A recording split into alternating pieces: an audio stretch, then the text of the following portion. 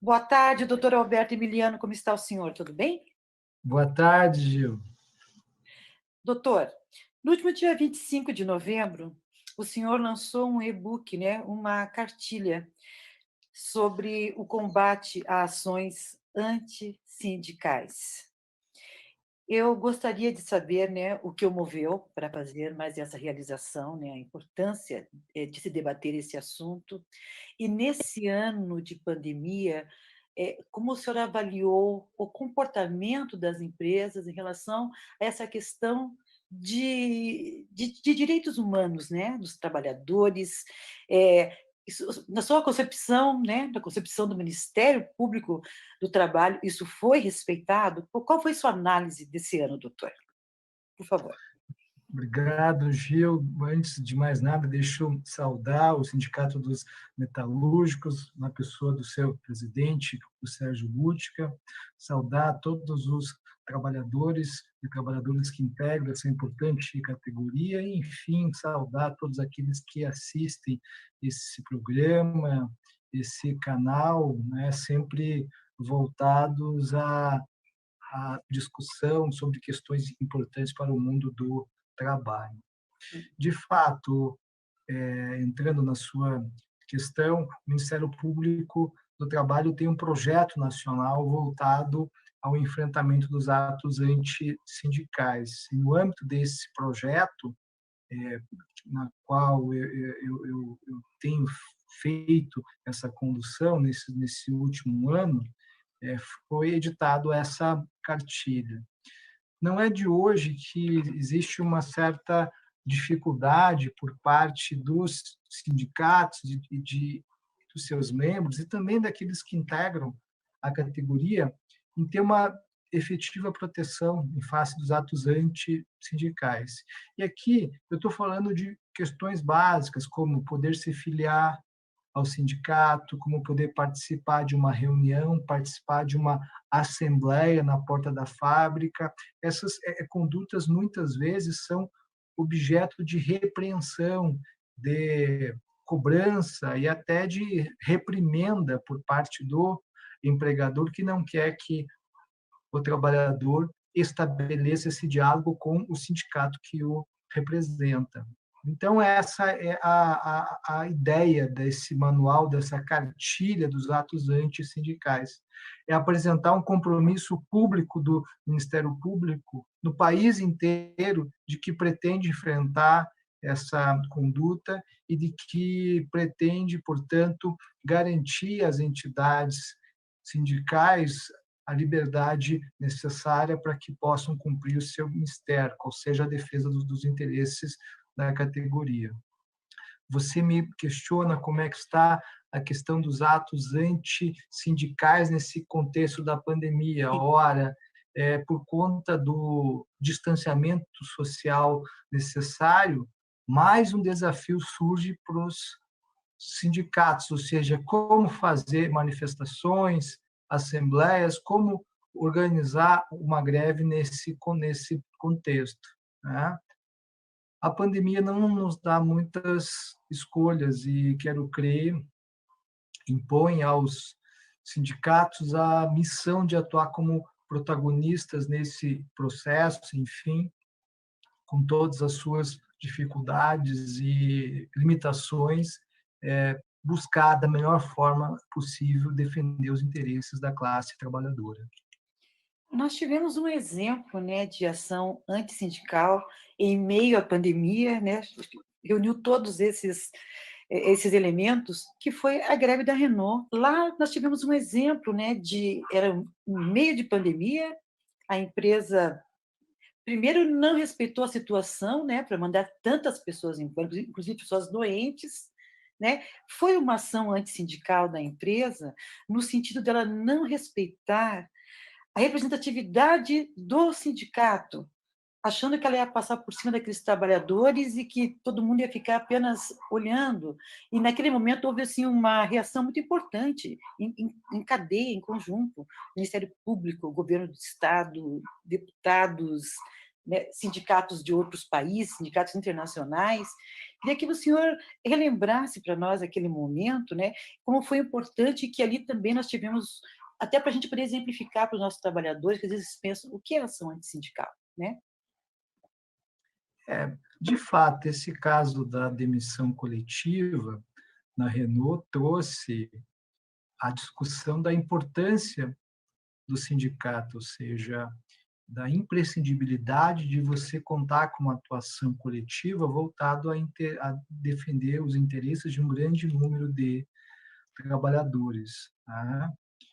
Certamente, a pandemia tem um impacto financeiro, econômico muito grande nas empresas e o que muitas vezes demanda a tomada de medidas drásticas, como a demissão de parte dos trabalhadores contratados.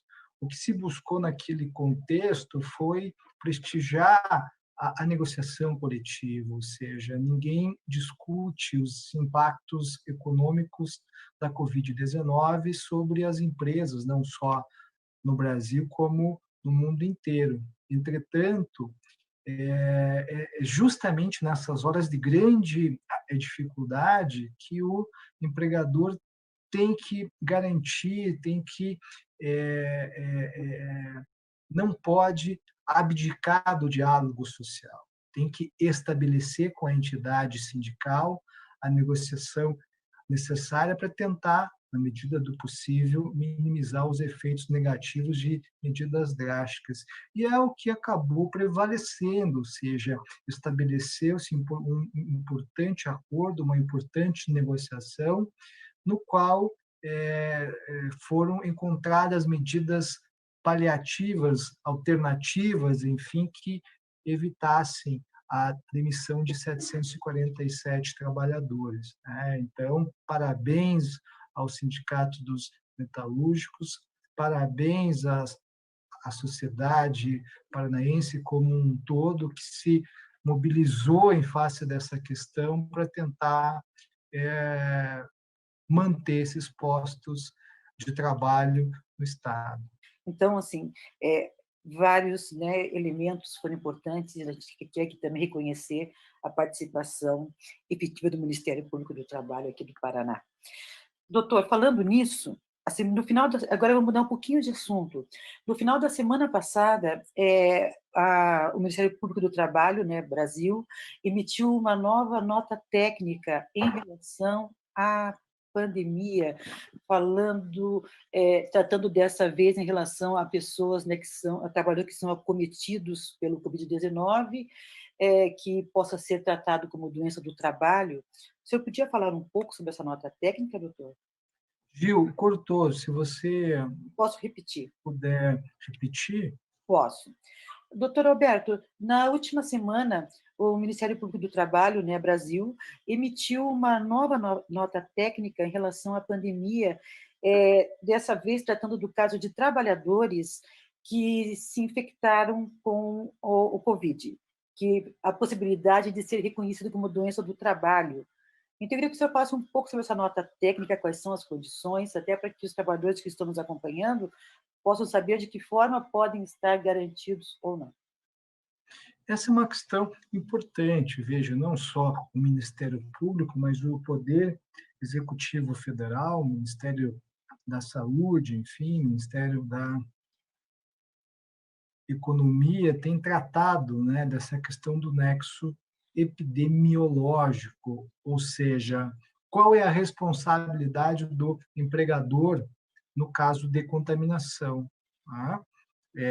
Ainda que o vírus ele esteja circulando por todos os lados, o empregador tem que ter responsabilidade, tá? Tem que adotar protocolos mínimos, e o Fórum Estadual da Promoção da Liberdade Sindical apresentou, há coisa de 2, 3 meses atrás, um protocolo que teve a atuação contundente do doutor Zurrer, enfim. Sim.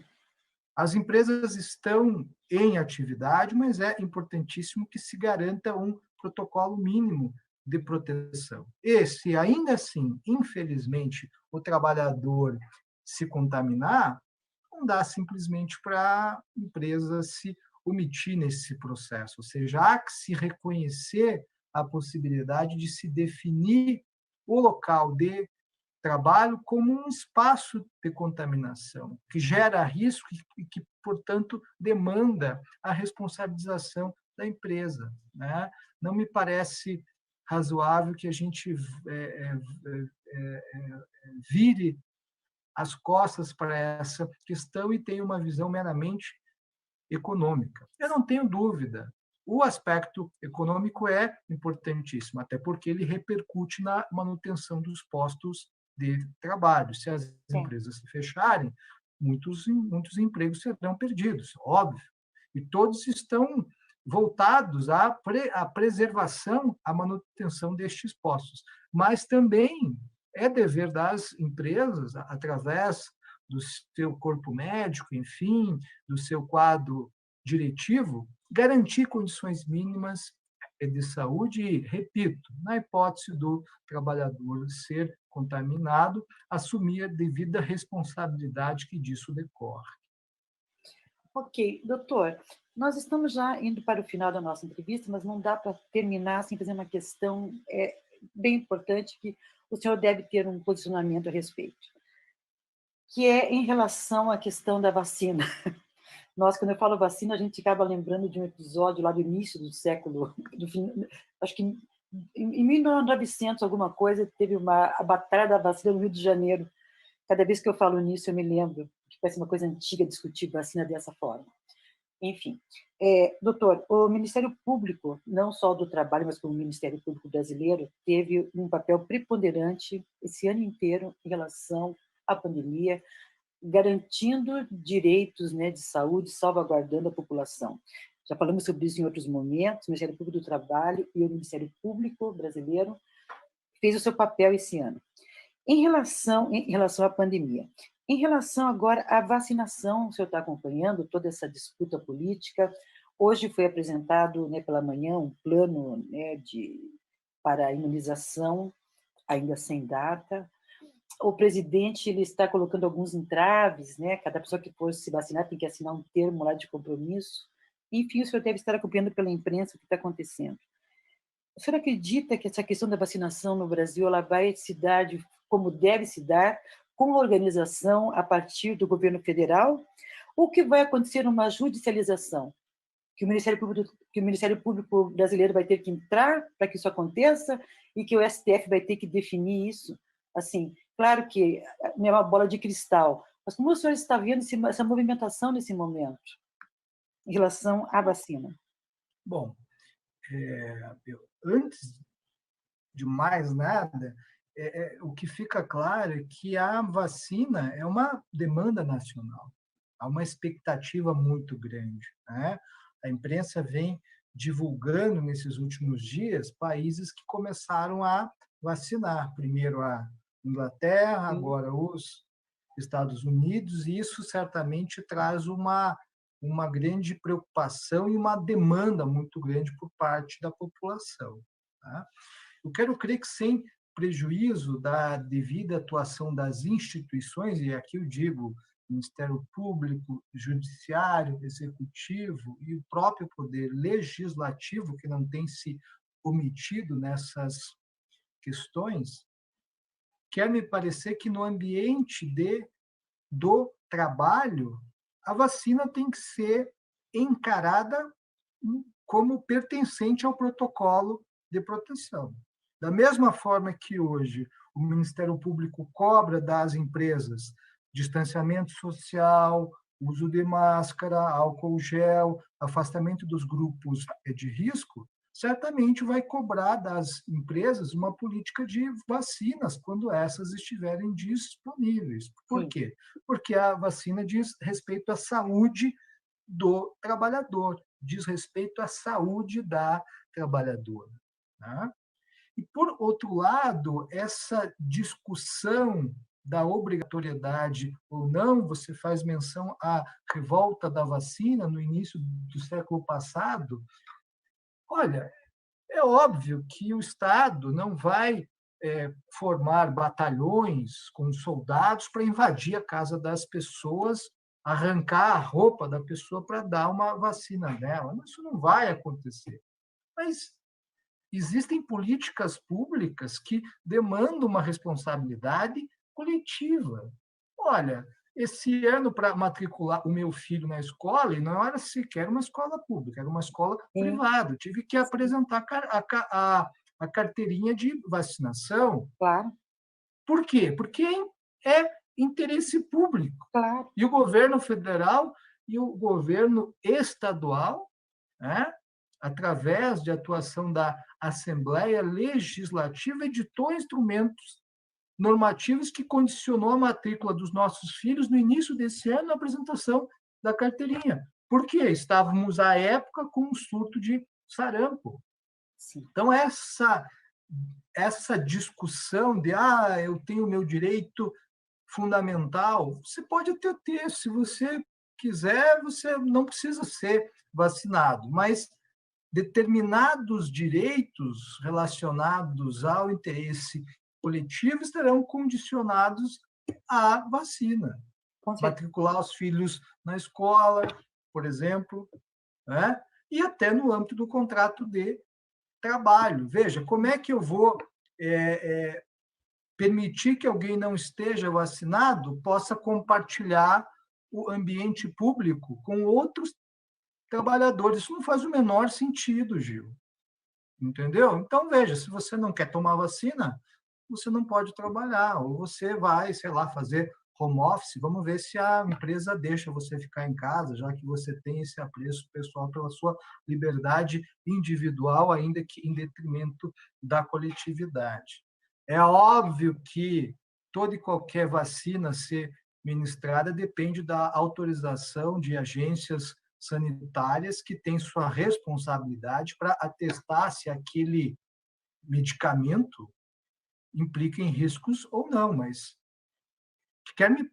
quer me parecer que essa discussão não está em jogo, ou seja, a Anvisa já sinalizou que vai adotar critérios rígidos para verificar se as vacinas são adequadas ou não.